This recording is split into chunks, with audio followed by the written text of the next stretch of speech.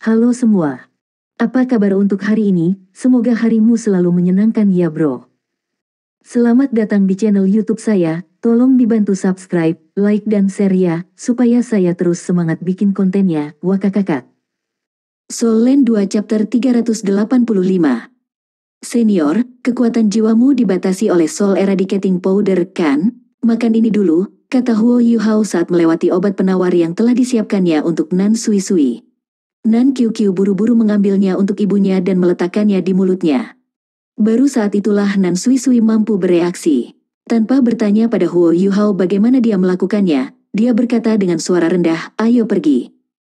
Meninggalkan tempat ini adalah hal terbaik yang bisa terjadi pada mereka. Namun, dia tidak berharap itu mudah. Nan Qiu Qiu membungkuk sedikit ke depan untuk membawa ibunya. Dengan satu lompatan, dia melompat keluar dari ruang bawah tanah. Penangkal racun perlu waktu untuk mulai berlaku.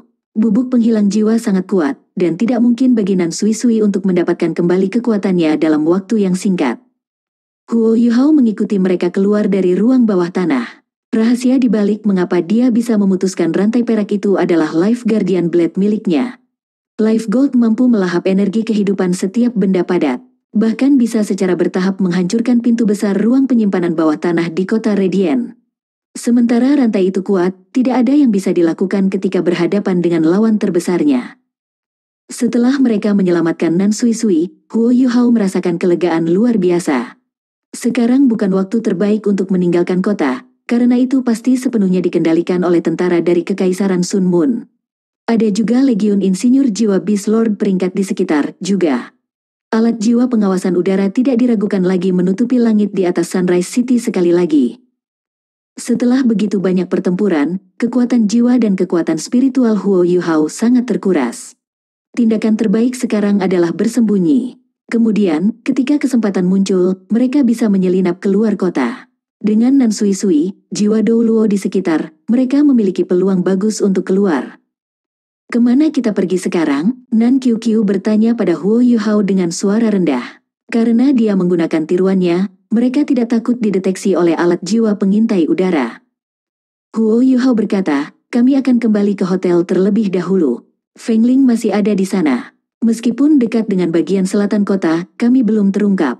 Kami akan kembali beristirahat dulu.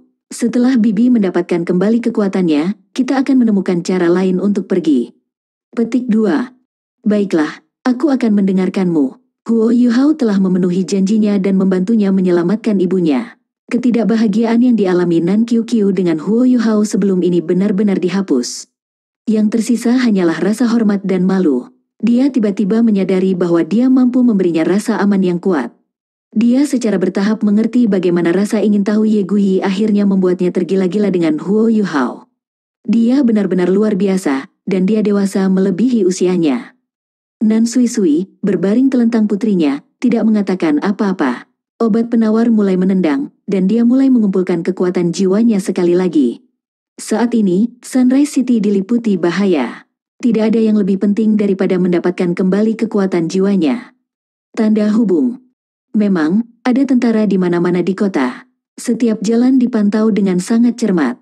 Para prajurit menggunakan alat jiwa yang menguatkan suara untuk mengeluarkan perintah, memerintahkan semua warga sipil untuk tidak meninggalkan rumah mereka. Mereka kemudian menggunakan berbagai jenis alat pengintai jiwa untuk mencari setiap bangunan. Di langit, orang bisa melihat titik-titik biru cahaya berkedip dengan sering. Ini menunjukkan kehadiran Legiun Insinyur Jiwa Evileye Tyrant.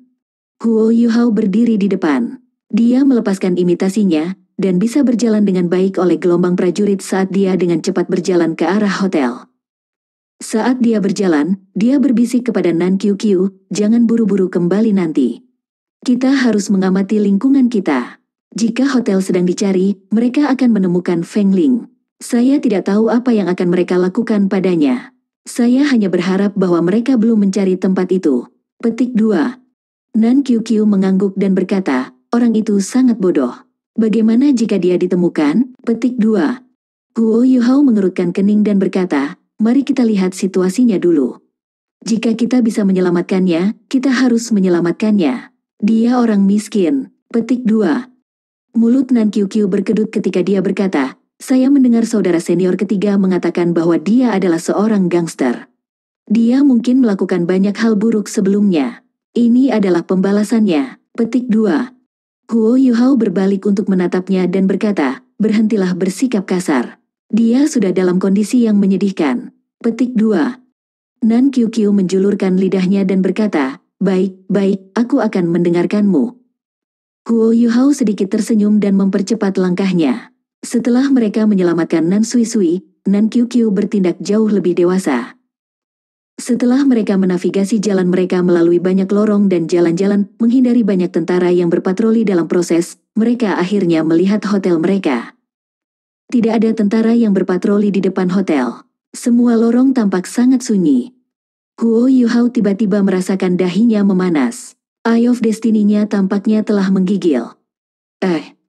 Pikirannya bergetar, dan dia menggunakan deteksi spiritualnya seperti seorang nelayan yang melemparkan jaringnya, membungkus semuanya dalam radius 500 meter. Bagi Huo Yuhao, deteksi spiritualnya lebih berguna daripada matanya. Itu telah membantunya membalikkan gelombang pertempuran yang tak terhitung jumlahnya. Ketika Eye of Destiny-nya bergetar, sepertinya itu memperingatkannya. Namun, setelah dia menggunakan deteksi spiritualnya, dia tidak menemukan apapun. Segalanya tampak normal. Ketika Nan Qiu melihatnya berhenti, dia menyenggolnya dan bertanya, ada apa? Apakah semua baik-baik saja? Huo Yuhao menggelengkan kepalanya dan berkata, ayo pergi. Kami akan kembali ke hotel untuk melihat apakah Feng Ling masih ada di sana. Petik 2. Saat dia mengatakan itu, dia dan Nan Qiu membalik dinding untuk memasuki hotel. Demi keamanan, dia melanjutkan kepada kami tiruannya untuk menyembunyikan dirinya ketika dia menyelinap ke hotel.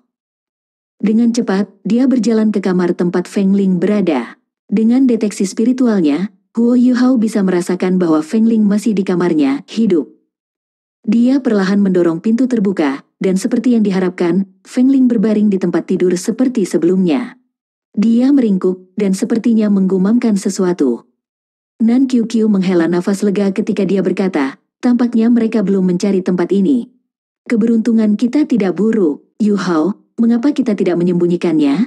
Ayo bawa dia keluar dari hotel dulu. Bagaimana jika para prajurit menemukannya di sini? Petik 2. Huo Yuhao tampaknya tidak mendengar kata-kata Nan Qiu. Dia berdiri di sana dan dia menatap lurus ke depan. Dia menyentuh dahinya dengan tangan kanannya. Di antara alisnya, mata takdirnya bergetar dengan cepat. Ini adalah pertama kalinya dia menemukan sesuatu seperti ini. Tekanan yang dia rasakan membuatnya sangat tidak nyaman. Tidak, ayo pergi, kata Huo Yuhao saat dia tiba-tiba menarik Nan Qiu. Dia bahkan tidak membiarkannya menurunkan Nan Sui saat dia berlari keluar ruangan bersamanya. Saat dia berlari keluar pintu, gemuruh besar bisa terdengar. Gelombang kejut yang mengerikan ini disertai dengan hujan pembantaian yang mengerikan. Meskipun refleks cepat Huo Yuhao, energi besar masih menghantamnya dari belakang. Jantungnya terasa dingin. Dia tahu bahwa dia sedang disergap. Nan Qiu bertanya dengan bingung, apa yang terjadi? Semakin berbahaya situasinya, semakin tenang Huo Yuhao. Dia meraih Nan Qiu dengan tangan kanannya saat dia berkata dengan suara rendah, alat jiwa tipe terbang. Pada saat yang sama, ia memaksimalkan kekuatan spiritualnya. Dia melepaskan gangguan spiritual dan imitasi. Nan Qiu masih membawa Nan Sui. Sementara dia ingin menggunakan alat jiwa tipe terbangnya, tangannya hanya bisa meraba-raba dengan kikuk. Pada saat ini, Huo Yuhao sudah merilis alat jiwa tipe terbangnya. Pada saat ini, dia tidak peduli apakah tindakannya sudah sesuai lagi. Dia meraihnya di pinggang ketika alat jiwa tipe terbangnya mendorongnya ke atas. Dia meninju langit-langit dengan tangannya. Ledakan, dua ledakan terdengar, dua lubang muncul di langit-langit. Seketika, orang bisa melihat bahwa seberkas cahaya besar telah menutupi langit di luar. Udara bergetar. Tidak peduli seberapa bodohnya Nan Qiu, dia sekarang mengerti beratnya situasi. Dia tidak berjuang, melainkan menggunakan kekuatan jiwanya untuk mencoba dan membuat ibunya dan dirinya lebih ringan. Pelukan Huo Yuhao terasa hangat dan bertepi maskulinitas. Lampu di luar menyala. Lapisan cahaya keemasan mulai bersinar dari tubuh Huo Yuhao saat dia menggunakan Invincible Barrier-nya. Dengan domain interferensi spiritual, peniruan, dan penghalang tak terkalahkan, Huo Yuhao sepenuhnya dilindungi dan disembunyikan. Sayap kupu-kupu miliknya memancarkan cahaya saat dia terbang keluar dari salah satu dari dua lubang secepat yang dia bisa. Huo Yuhao jelas bahwa ini adalah satu-satunya kesempatannya. Mereka pasti dikelilingi. Mengapa? Dia punya firasat. Pasti ada hubungannya dengan Feng Ling yang telah hancur berantakan. Kembalilah, kata suara serak tua di udara. Dengan itu, Huo Yuhao merasa seperti ngengat yang terbang ke jaring besar sebagai sesuatu yang secara paksa memblokir pendakiannya. Dia tidak bisa kembali, tidak mungkin. Huo Yuhao jelas bahwa jika serangan berikutnya diblokir, tidak akan ada kesempatan untuk melarikan diri. Dia memukul dengan tangan kanannya, dan matanya dipenuhi dengan kesedihan dan kerinduan. Itu adalah Fist of Remembrance, sebuah tinju yang berisi perasaan zikir yang melonjak. Ledakan, lapisan cahaya putih muncul setelah terkena pukulan ini. Bayangan muncul di luar layar cahaya. Ketika dia melihat orang ini, ekspresi kerinduan di mata Huo Yuhao memudar. Nan Sui Sui, yang ada di punggung Nan Qiu Qiu, mundur dengan paksa. Ini karena orang yang sekarang memandang rendah mereka dari luar penghalang tidak lain adalah penatua ketiga dari Gereja Roh Kudus. Dia juga mantan kekasih Nan Sui Sui, yang telah memenjarakannya. Tidak hanya itu, tetapi sosok biru juga muncul di luar penghalang cahaya, mengelilingi Huo Yuhao dan mereka bertiga. Kemudian penatua keempat muncul, dan sekelompok orang yang berpakaian hitam muncul di belakang penatua ketiga. Terperangkap. Setelah tubuhnya pulih dari penghalang cahaya, Huo Yuhao tidak menggunakan 3 keterampilan Haodong Ultimate lagi. Itu adalah langkah terakhir. Begitu dia menggunakan semuanya, dia tidak bisa lagi mengendalikan emosinya.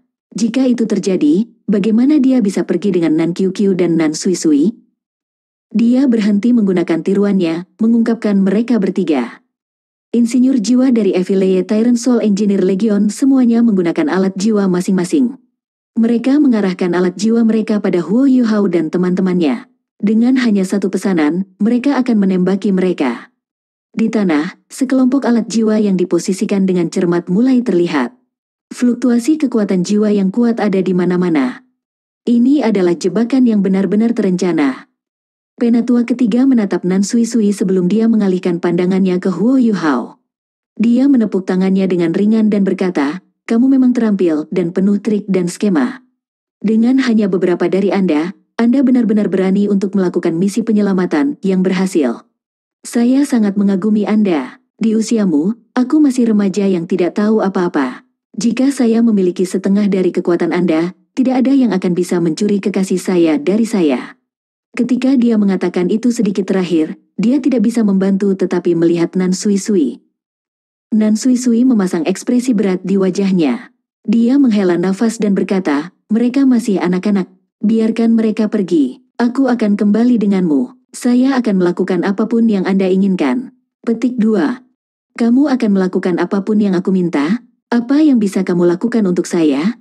Hahaha. Tetua ketiga tertawa nyaring. Seandainya ini terjadi 25 tahun yang lalu, betapa bahagianya saya mendengar Anda mengatakan itu.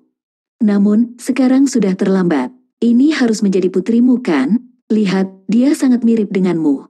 Apakah Anda pikir Anda memiliki kesempatan untuk meninggalkan saya lagi? Aku tidak bisa melakukan apapun padamu, tapi aku tidak akan membiarkanmu meninggalkanku. Jangan khawatir, saya tidak akan membunuh Anda atau putri Anda. Jika saya membunuhnya, Anda akan sedih. Aku akan membiarkan dia menemanimu. Adapun bajingan ini di sini, aku tidak bisa memutuskan nasibnya.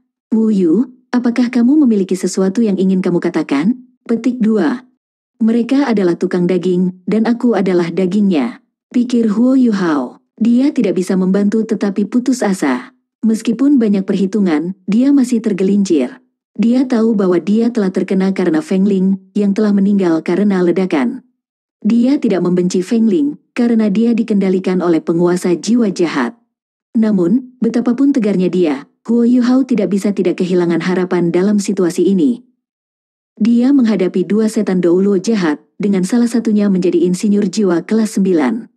Selain itu, ada legiun insinyur jiwa Beast Lord peringkat dengan ratusan orang di dekatnya, serta alat-alat jiwa yang telah lama ditempatkan pada posisi di bawahnya.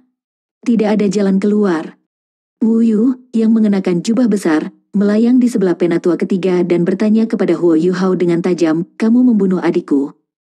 Adikmu, Huo Yuhao menatapnya dengan curiga. Wu Yu membebaskan kepalanya dari jubah. Ketika Huo Yuhao melihat wajah pucat dan familiar dengan mata merah darahnya, dia merasakan jantungnya bergetar. Pertanyaannya akhirnya terjawab. Mereka memiliki wajah penuh dendam yang sama dan mata merah darah. Di sini ada satu lagi yang memiliki roh pembalasan. Kamu adalah saudara kembar kan? Huo Yuhao bertanya dengan getir. Tepat sekali, apakah kamu membunuh saudara perempuanku? Mengapa? Kamu sangat lemah, bagaimana kamu bisa membunuh adikku? Wu Yu menjerit histeris. Huo Yuhao menghela nafas dan berkata, adikmu meninggal dengan tenang. Itu benar, saya membunuhnya. Namun, baginya, kematian adalah pembebasan terbaik. Anda berdua memiliki roh pembalasan yang sangat kuat. Namun, hidup Anda berdua dikutuk. Apakah ini enak? Kakakmu meninggal karena dia merasakan cintaku pada kekasihku. Emosi saya menghancurkan roh pembalasannya, dan karenanya dia meninggal. Sebenarnya, baginya, kematian adalah bentuk pemurnian dan peningkatan. Petik 2.